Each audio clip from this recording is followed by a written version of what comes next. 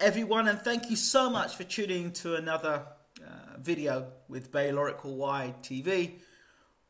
We always hope to bring you the best interviews, and not only the best interviews, but interviews with people that matter, people that speak the truth. And this next interview is, with no exception, one of our best for sure. I have with me Ron Brashear. Correct, Ron? That is correct, Ingram. And it's Rock Brash Promotions. That is correct also. Okay, so tell me a bit more about Rock Brash Promotions, and tell us a bit more about you first, Ron. Yeah, I'm Ron Brashear, and I've been around the boxing world for the last 20 years. I just love the sport of boxing. And the first time I saw a heavyweight championship fight was when Larry Holmes fought Michael Spinks, when he was trying to tie the record of the great Rocky Marciano. And so I just became such a diehard fan. But because I'm from the state of Kentucky, close by my hometown of Elizabethtown, Kentucky, is Louisville, and that's my hero, Muhammad Ali. So I grew up listening to him on the radio and just loved the sport from day one. And amazingly, by having such a love for boxing and traveling around the world and meeting all these boxing celebrities, I was able to get quality time with Muhammad Ali. And he was so generous that he let me take a picture with my fist on his nose. One of the claim of fame, you'd say, I'm one of the few humans that can say they put their fist on the nose of Muhammad Ali and didn't get hit back. Most people did that, definitely got hit back. That's true. So Ingram, after taking that picture, it was brought to my attention by a guy named Glenn Singleton. Me and him were mutual friends, and he was a friend of Rahman Ali's. And he says, well, you know, Rahman can draw. He is an artist. And I said, wow, I have a perfect picture. I would love to see Rahman Ali draw for me, which is a picture of me posing with my fist on Muhammad Ali's nose. Lo and behold, we got in touch with Rahman, and he graciously drew on canvas that picture, man, of me posing with my fist on Muhammad Ali. And it's one of the best items in my man cave, to say the least, man. So what was it like meeting the great man Muhammad Ali?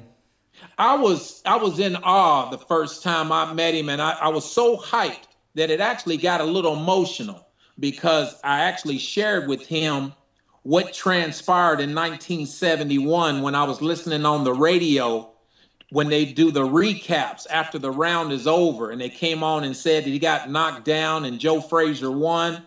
It just really hurt me to even hear that my hero lost a boxing match.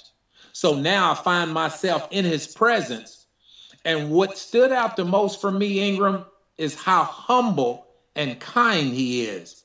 I mean, here he made it more about me, as if it was just as much an honor for him to meet me, just me, than it was for me to meet my hero. I just couldn't believe it, man. It was totally not what I expected, because I guess that's probably why he is, without a doubt, the greatest, because he has a way of making you feel greatness as well. So how did you actually get to meet the great one? I have a boxing book that has been signed by all these Hall of Famers. Right. And I reached out to his wife, Lonnie Ali, who I love dearly. And I told her, I said, I would love to have Muhammad Ali sign my boxing book of champions, but here's the take. I want to have him to sign it in gold. And I promised him and Lonnie I would never let anyone else sign this book in gold except Muhammad Ali. And Ingram, I have this book now that's got over 350 signatures, and there's only one in gold, and that's none other than AKA the greatest of all time, Muhammad Ali. Wow. So we all know that Ali came back and beat Frazier, didn't he? Oh, yes, he sure did. Twice. Twice. The sad thing about the whole Ali-Frazier thing was not so much the fights, which were great fights we had, but the stories that were said, that Ali said this and that about Frazier and the Uncle Tom thing, and that was the thing that people always seem to still kind of, that thing, and that never quite got resolved between Frazier and Ali. Do you know anything more about that yourself? From my understanding, right, the relationship was far more respectable towards each other right, than what is given credit in the media. right. And what stands out is Muhammad Ali didn't just do that with Joe Frazier. See, a lot of people aren't aware of the history. Coming from Louisville, Kentucky, when Ali first became professional as Cassius Clay, they went to a press conference, and it was on the same card of a wrestling match. And Gorgeous George was the headliner of the wrestling match. So Cassius Clay saw that there weren't that many people there for the boxing part of the press conference, but there were all kind of people coming in and getting riled up for Gorgeous George on the wrestling side of it. And Gorgeous George was real famous about talking about how pretty he was, and he would mock and taunt his opponents. So Muhammad Ali, in an effort to garner more support, for lack of a better term, early on in his career, took that Gorgeous George approach and taunted all of his opponents. People hound on the fact about Joe Frazier. Let me take you back further than Joe Frazier. He got on a bus and went to the front yard of Sonny Liston and called him the Big Ugly Bear. So he came up with a name to try to get under every one of his fighters. He fought Floyd Patterson, called him the Rabbit. You know, it's just that when it came time for Joe Frazier, it was the Thriller in Manila, and the only thing that rhymed with Manila was gorilla, and he started doing the Thriller in Manila gorilla joke, and it was a way to try to get under Joe Frazier's skin. But make no mistake about it, and I've interviewed Rock, and it's in the book spelled out clearly, Muhammad Ali had the utmost respect for the tenacity and the toughness and the competitiveness of Joe Frazier. And he has said on record, without a shadow of a doubt, Joe Frazier is the toughest opponent that he's ever faced. And I see why. But the whole thing, I mean, those other names that you mentioned, and I don't want to push on this point too much, but while I'm here, I'm going to go on about it. The thing about, you know, those other names that were called to those other men, that was fine. But with Joe Frazier, there was the connotation of the color of his skin and what he was as a black man, and that particular time, you know, civil rights and all the stuff, and black people struggling and all that stuff, and then basically saying that Frazier really bowed down to his slave masters, that sort of Uncle Tom thing. You know, that still, people still believe that Frazier kind of went to his grave kind of bad feelings towards Muhammad. And, you know, who can be better to ask the questions than yourself and Rahman about such a thing? Yeah. And in my conversations with Rock, and I respect people's opinion on that too, because there's always two sides of everything. Right. I had the honor to meet Joe Frazier. Right. And when I met Joe Frazier in Atlantic City, New Jersey, and we had a chance to break bread and talk, I didn't get the sense from him at that stage of his life that there was a hatred or deep-rooted animosity to the way I've seen it fabricated in the media. I think he'd be the first to tell you, I don't think it was appropriate, or maybe Muhammad went too far. But in Muhammad's defense, in his heart of hearts, right, wrong, or indifferent, that's what he knew to promote a fight. Now, some people will argue the fight didn't need promotion. I mean, it was already two undefeated fighters. You got the 1960 gold medalist going against the 1964 gold medalist. Everything was already there. But Ali loved to win people over to come on his side. So right, wrong, or indifferent, he took what he thought would bring the audience to his side. Because he was already, keep in mind, he was exiled from boxing. And he was already being looked at as where a lot of people may not have been on his side. So he turned it the way he thought he could. And mind you, he did a similar thing in Zaire, Africa. You know, George Foreman was over there, and Ali made sure that he went over there and won the crowd and got the city behind him. Boumaier, of course. Boumaier. So I don't want people to think that he did something so out of character for Joe Frazier beyond what he did for any opponent, because he didn't. It's just that I can understand and respect how it rubbed people in a different time. Because keep in mind, I was young, Ingram, and looking at you, man, we probably in that same age bracket. I was a kid in the 60s, man. I'm a little older than you, but I was still a young guy coming up in the 60s. Right. Well, I'm glad. You know? But, you know, you have an insight that I don't have. You've met Muhammad Ali, you've met Joe Frazier, you're writing the book of Rahman Ali, you know. So, brother, you've got juice there, man. So yeah, I'm gonna ask you questions quicker than I'm gonna ask a tabloid newspaper, right? Yeah, absolutely. Right, yeah, so you can understand. It. I am blessed, and a fellow Kentuckian, so I'm what you call Muhammad Ali's hometown. So absolutely. So you know, and apart from Frazier, his greatest win was, I would say, against George Foreman that night. You know, because nobody gave Ali a chance. Everyone expected Ali to get run over and destroyed by Foreman. You know, what memories can you remember of that fight? My memories from that fight was I too thought that George Foreman was probably going to hurt my hero, because as much confidence as I had in Muhammad Ali, I didn't know how he was going to stand up to the power. We just watched George Foreman bounce Joe Frazier off the canvas 5 or 6 times, man, like it was almost like it was a man against a child abuse situation. We're like, oh my God, it was threatening to even watch. But after learning more about Muhammad Ali and getting to know Rahman, it was no surprise to Rahman and Muhammad Ali. Even though Rahman told me that Ali never disclosed to anyone in the camp that he was going to use the rope-a-dope tactic, he was such a believer in his faith that he believed it was through the will of Allah, the will of God, that this was his destiny to bring people closer in harmony and unity. And honestly, George Foreman didn't have a chance that night, man. He didn't. It was predestined. How much do you think the key points of Ali's life was that change from Cassius Clay to Muhammad Ali? The influence of Elijah Muhammad, the Nation of Islam. How much of an impact did that have on bringing today what we know as Muhammad Ali?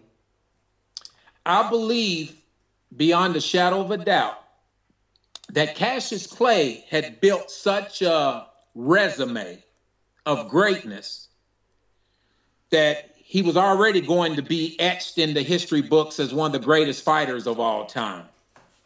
I also believe, just my humble opinion, that becoming Muhammad Ali further expanded upon his reachability, because now, let's face it, there's 1.5 billion Muslims on the planet. And what we hope comes out of this book, I'm glad we're on this topic. We have so many problems around the world. You got beheadings, you've got radical Islamists and all this stuff going on in the world. But surely when you hear the word Muhammad Ali, the last thing should come to your heart or mind is terrorism. Absolutely. Muhammad Ali is about love, unity. And we hope that the message behind even the book is, let's not paint everybody with one broad brush and understand there's good and bad within all of us. If we look for what's good in others and emulate that and pray for those that show us what's bad in them, then we believe there's enough room for this world to flourish with everybody. Absolutely. Muhammad Ali is genuinely about love.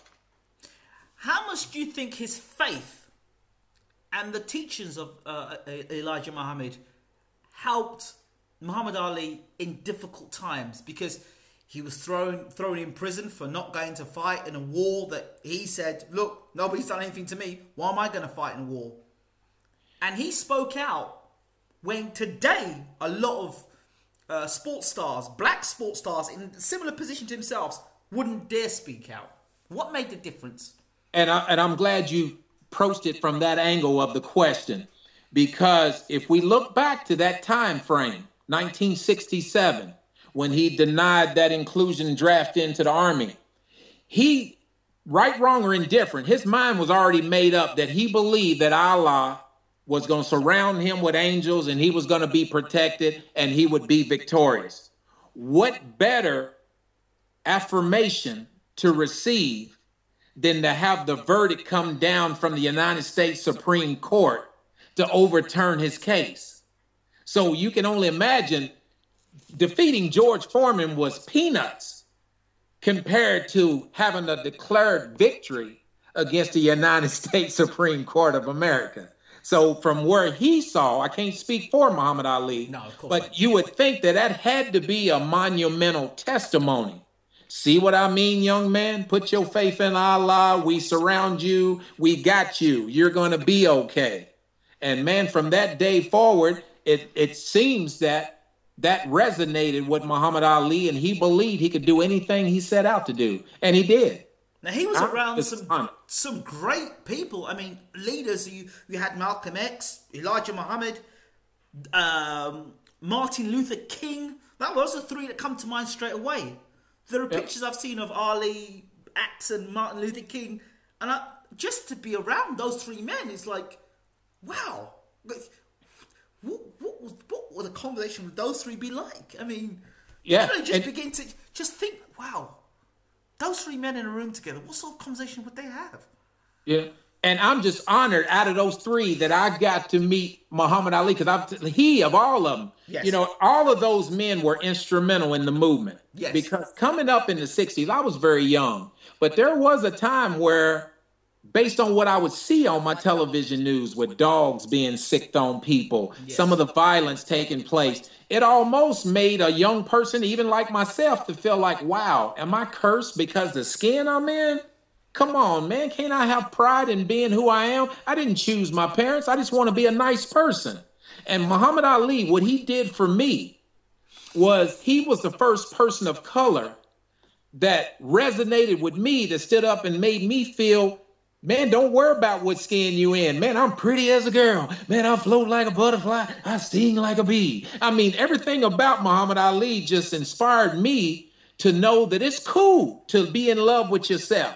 People can misconstrue that of being egotistical, cocky, but there is nothing wrong with being in love with oneself. You should be able to look back at the eyes that look at you in the mirror and say, I love me. There is nothing wrong with that, because I'm a firm believer. It starts with the love of self before you can ever share that love with another human. Absolutely. So there's a lot of, you know, self-image issues today. People trying to bleach their skin or bleach their hair. And Ali loved himself. He was a great teacher of loving yourself and caring yourself for yourself and believing in yourself regardless of what anyone else may think or believe. As long as you have belief in yourself and the strength in above, you can go far. And his life is a testimony to that. He's living proof, man.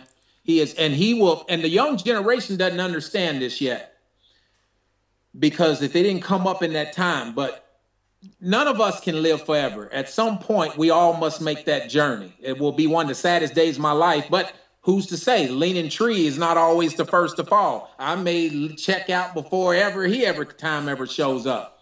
But whoever's left on this planet in a post-Muhammad Ali era will come to realize how much of a monumental impact this human made on our society. I mean, it's unbelievable. It wouldn't shock me if all flags in every single country on the planet dropped their flags to half-staff. An amazing man, Muhammad Ali. So tell us more about you and what you do. I wear several hats. By day trade, I'm an IT program manager director for a software company that develops software for major clients. My team develops the software. But as part of that juggling, I also was an online boxing writer for a boxing magazine. So I just fell in love with the hobby of boxing. And then I launched the Youth of Honor Foundation as a way to give back to our kids who may be struggling to make proper decisions in life. Just because you may think you at the end of the road, I challenge today's youth to put a B in front of the E and make it a bend in the road. But you got to have courage to make the turn. If what you're doing's not working, don't be afraid to put the B in front of the E and make the turn and make it a bend in the road. So that's where I poured my heart at, going around the youth prison, speaking to kids. But back to the love of boxing, to find out and become friends with, it's almost like a pinch me moment, Ingram. I'm still some days waking up going, wow, do you realize you just co-authored a book with Muhammad Ali's brother? And the foreword was written by Gene Kilroy, Muhammad Ali's manager for all those years. It's just, but it lets me know I'm not trying to push religion on anyone. You got to go for what you believe in. I believe there is a higher power, And I just can say from where I stand, I feel blessed to be in the position I'm in today. And I know I didn't get here alone. That's a fantastic thing to say, and I'd have to agree with you on that one. When I think about, the fact that you have got such insight, you've co-written a book with the brother of Muhammad Ali. So you're going to know a lot more things than a lot of other people who think they know about Ali. You will know the true story. Absolutely. Or at least Rahman's version of that story, which is going to be a lot better than the rumours and the third-hand information. Right. You get it first-hand. Now, what is the most far-fetched story that you've heard online or read about Rahman Ali and the things that he said? One of the things that were taken so far out of context for Rahman Ali, because I know the person and I know his heart, he gave an interview on a red carpet or wherever that took place, and someone said, "How's your brother doing?" And he innocently said what came to his mind. I haven't spoke to him in a while because he doesn't speak too well. And all of a sudden, that comment traveled around the universe via the internet and I read things that Rahman says brother could be dead any day now. Rahman says sister-in-law is elderly abuse and Muhammad is mistreated.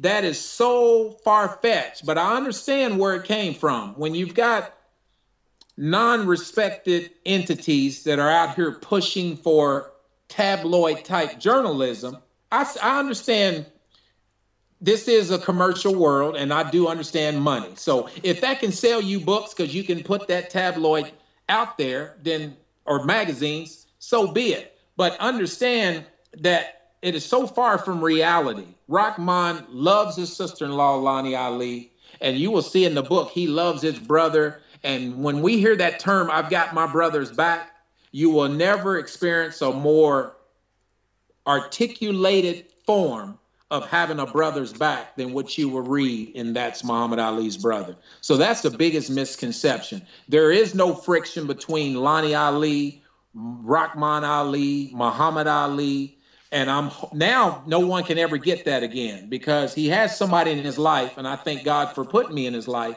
We formed Rock Brash Promotions together, and we're not about tabloid journalism. So they're not going to be able to ever set Mr. Ali up and twist his words because every interview we conduct, I'm either on the line or I'm there in person. And here's what I challenge America and the world. You're in journalism, you're interviewing me. I've interviewed many of fighters. If someone made an inflammatory comment or something that I thought was going to be like, whoa, this puts me on our heels, why wouldn't I capture that on some form of digital audio or a picture or something? So only thing left out there in the internet is a he say, she say, hearsay setup. So in the absence of that, I have to give Mr. Rahman Ali the benefit of the doubt, and especially me, because I know his heart. So I'm hoping we can get past that. And as much as I know they would love to bring my hero down a notch or two to try to glorify dysfunction within the legacy and the family, it's not going to happen. Muhammad Ali is iconic forever. Rahman was instrumental in his success. And I can't wait for the readers to get a hold of this book, not just because I'm involved. I would be hard-pressed to imagine you could read That's Muhammad Ali's Brother, My Life on the Undercard, and not have your subconscious mind say a minimum of 10 times, wow, I did not know that. I expect when by reading that book, I expect to hear the truth and not hear, and that's why when I hear stuff and I speak to Brother Rahman, I don't come with that perception because I know what the media can do. I know what stories can come out. But there's one other story I've got to ask you about. The one about Rahman not being able to visit Muhammad Ali and he's banned from going to the house and he can't see his brother. Is this true? Not at all. Muhammad Ali is in the best care he could possibly be in because he's dealing with a tough disease. And to get the best environment sometimes puts him in a state different than Kentucky. Rahman's in Kentucky. So there are times and gaps where Muhammad is where he's at, Rahman is where he's at. Now, if you love your brother and you've had your brother in your life all these years, and all of a sudden now you only see him sporadically, as a grieving sibling, I can see where that would weigh on. Rahman just misses his brother.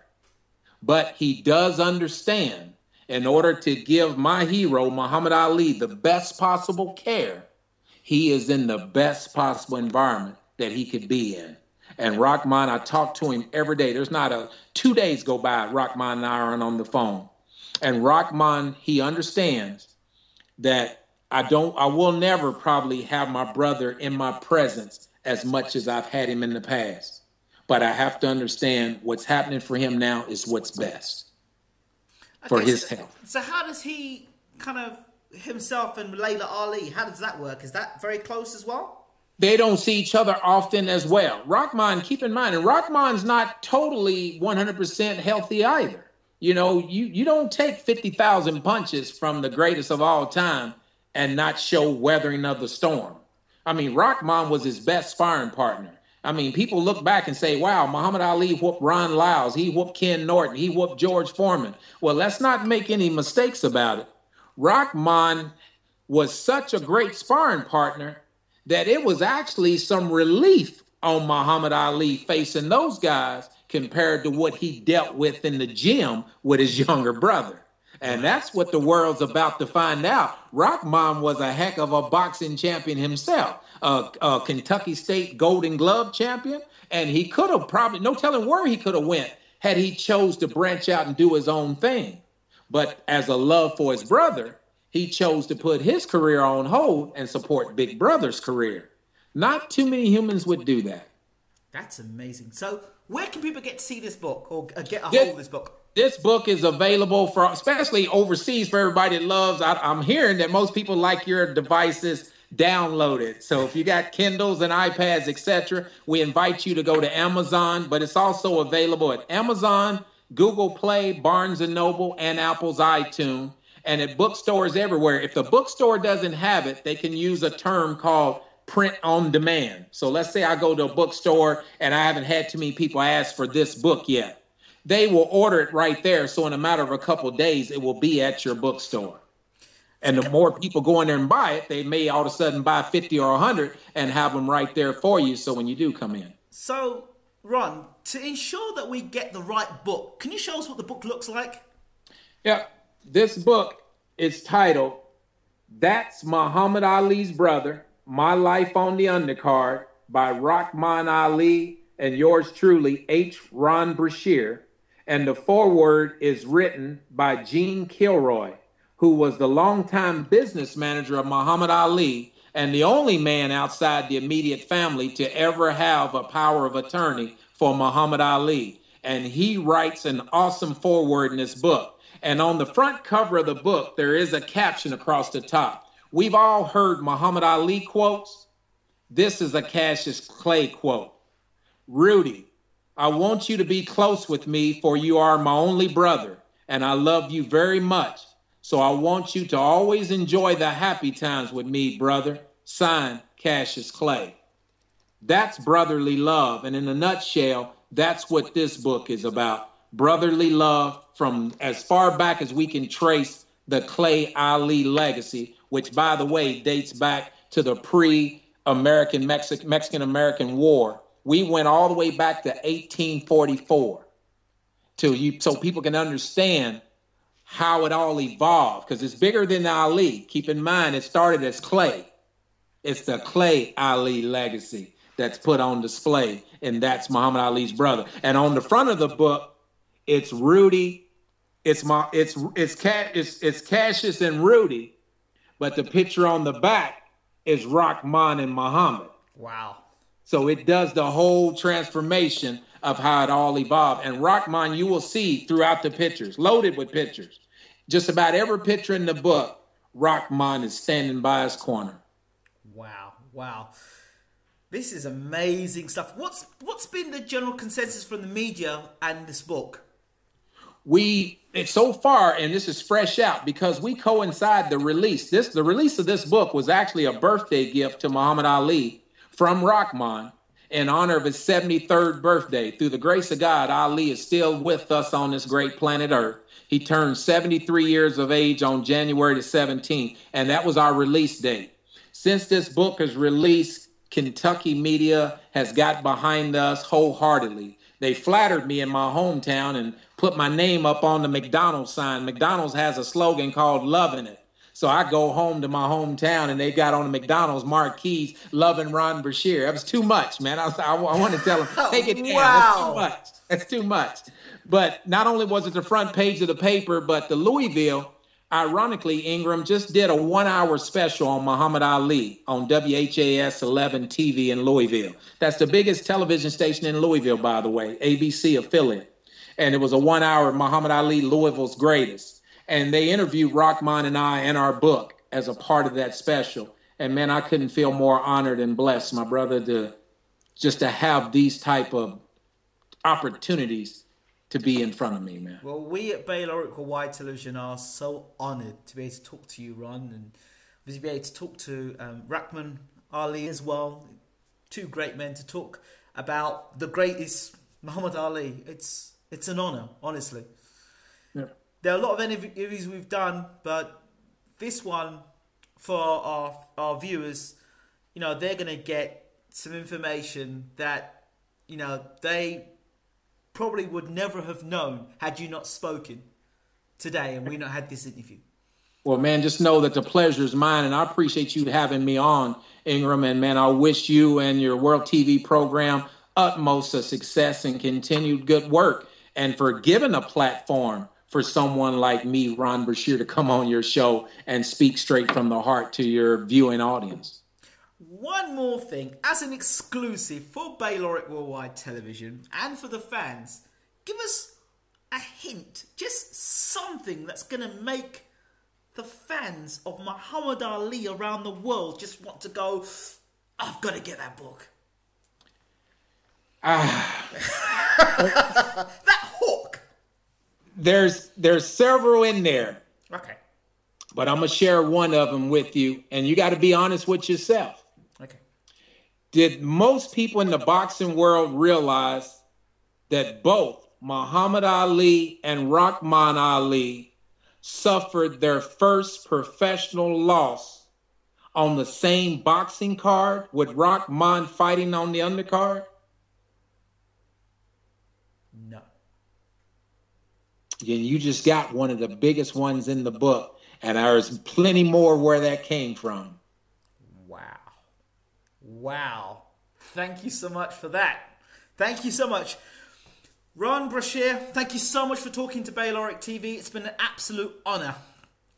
And likewise, Baylor TV, World TV, and Ingram, thank you so much for the hospitality and having me on as your guest. I've thoroughly enjoyed it. Thank you so much.